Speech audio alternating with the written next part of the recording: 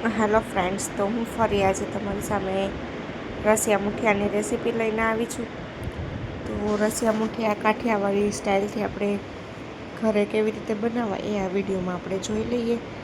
તો ખાવામાં ખૂબ જ ટેસ્ટી અને એકદમ સ્વાદિષ્ટ બન્યા છે. આપણે એ રીતે આપણે બનાવવાના છે. તો પહેલાં તો આપણે દૂધી લેવાની છે. દૂધીની ખમણી લઈશું, ત્યાર પછી છાશ લેવાની છે અને બચેલા વધેલા જે બપોરના ભાત હોય એ આપણે લઈ શકીએ છીએ, અથવા ઓપ્શનલ છે, તમે તે ભાતને એડ ન કરો તો પણ ચાલે છે, પણ તેનાથી સારા લાગે છે. તો હવે આપણે છાશ લીધી છે, તેમાં ચણાના લોટને ઉમેરી એકદમ ઝીણીથી તેને ઘોરી લઈશું. તો એ થઈ જાય ત્યાર પછી આપણે તેમાં બધો મસાલો કરવાનો છે. જો આવી રીતે છાશમાં એકદમ સરસથી મિક્સ કરી લેવાનો છે લોટને. હવે આપણે તેમાં બધો મસાલો ઉમેરી લઈએ. સ્વાદ અનુસાર મીઠું ઉમેરવાનું છે.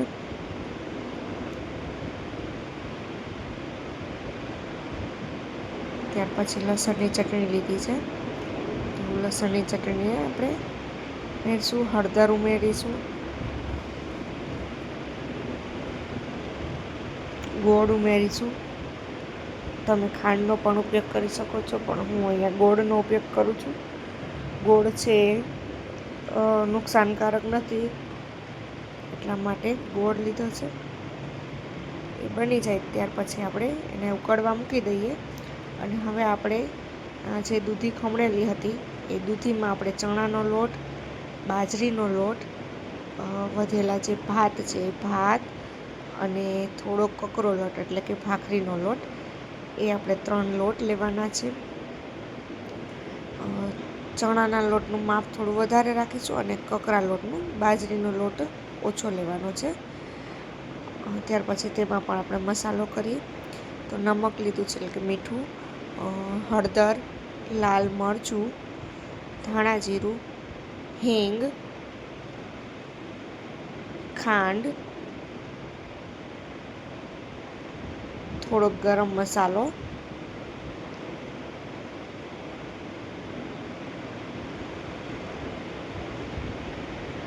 એ બધું આપણે તેમાં એકદમ મસાલા એકદમ બધામાં ઉમેરી અને સરસથી આપણે લોટને બાંધી લેવાનો છે. અને લીંબુનો રસ અને તેમાં થોડું થોડું પાણી ઉમેરી અને આપણે તેને લોટને બાંધી લઈશું. થોડોક સાજીના ફૂલ લીધા છે જેથી સોફ્ટ થાય. તો સાજીના ફૂલ ઉમેરી અને ત્યાર પછી તેમાં આપણે થોડું લીંબુના રસને આપણે ઉમેરી લઈએ. હવે આપણે ધીમે ધીમે એકદમ સરસથી થોડું થોડું પાણી વડે આપણે તેમાં લોટ બાંધી લઈએ.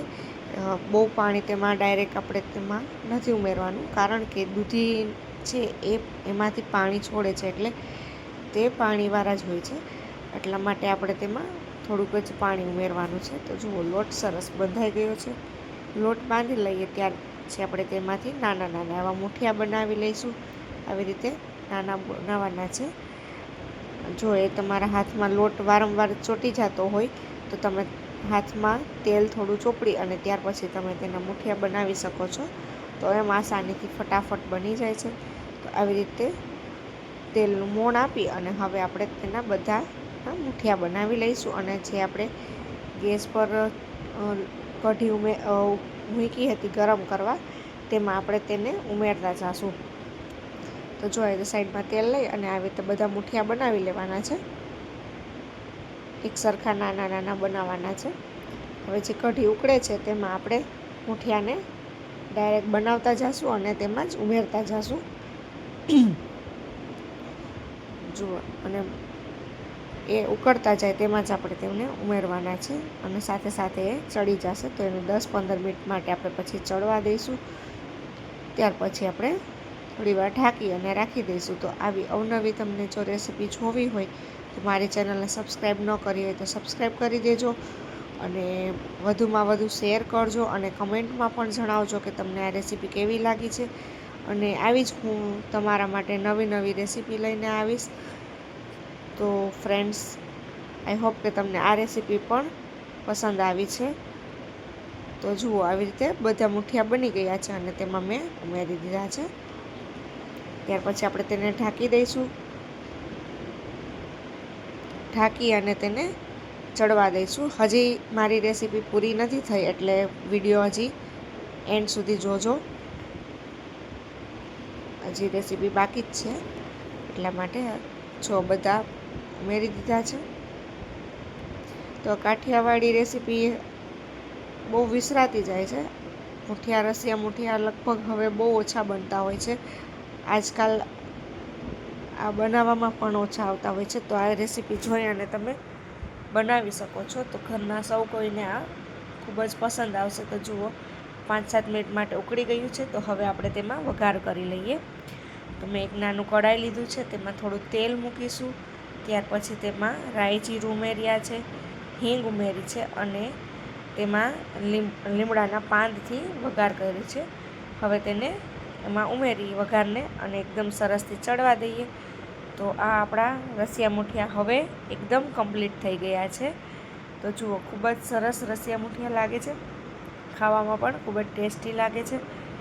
તો ફ્રેન્ડ્સ, કેવી લાગી છે આ રેસીપી એ તમે મને કમેન્ટમાં જરૂરથી જણાવજો. તો આપણે નેક્સ્ટ વિડીયોમાં મળીએ. Bye bye.